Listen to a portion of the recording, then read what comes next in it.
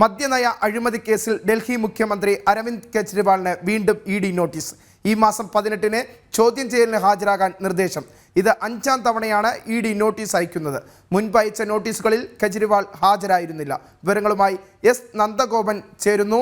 നന്ദൻ, 5ാം തവണയാണ് നിലവിൽ ഇപ്പോൾ ഇഡി കെജ്രിവാളിന് നോട്ടീസ് അയക്കുന്നത്. ഇത്തവണ കെജ്രിവാൾ ഹാജരാകുമോ? എന്താണ് വിശദാംശങ്ങൾ?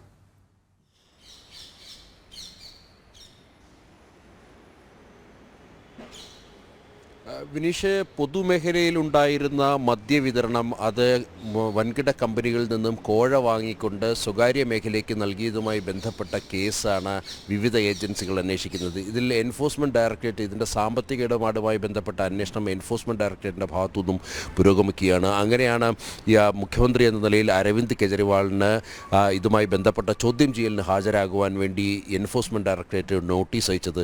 4 തവണ നോട്ടീസ് അയച്ചു. എന്നാൽ ഇതുവരെയായിട്ടും കെജ്രിവാൾ ഹാജരായില്ല. പല കാരണങ്ങൾ ചൂണ്ടിക്കാണിച്ചുകൊണ്ട് അദ്ദേഹം ഇതിൽ നിന്നും ഒഴിഞ്ഞു മാറുന്ന ഒരു സ്ഥിതിവിശേഷമായിരുന്നു കഴിഞ്ഞ 4 തവണയും കാണാൻ കഴിഞ്ഞത്. ഇത്തവണയും അദ്ദേഹം ഹാജരാകുമോ ഇല്ലയോ എന്നുള്ള കാര്യത്തിലൊരു അന്തിമ അല്ലെങ്കിൽ അതിലൊരു വ്യക്തത ഉണ്ടായില്ല. ഏതായാലും അത് ഇത്തവണയും അദ്ദേഹം ഒഴിഞ്ഞു മാറുവാനുള്ള സാധ്യതയാണ് രാഷ്ട്രീയ വിദഗ്ധർ ചൂണ്ടിക്കാട്ടുന്നത്. ഏതായാലും ഇതുമായി ബന്ധപ്പെട്ട് ആം ആദ്മി പാർട്ടിക്ക് കൂടുതൽ കുരുക്ക് മുറുകുന്ന ഒരു സാഹചര്യമാണ് നിലനിൽക്കുന്നത്. വിവിധ ഏജൻസികളാണ് ഇതുമായി ബന്ധപ്പെട്ട അന്വേഷണം നടത്തിക്കൊണ്ടിരിക്കുന്നത്. വലിയ അഴിമതിയുണ്ടെന്ന് പ്രഥമ ദൃഷ്ടിയാൽ തന്നെ തെളിഞ്ഞ ഒരു സംഭവമാണ് ഡൽഹിയിലെ മദ്യനയ അഴിമതി വിഷയം.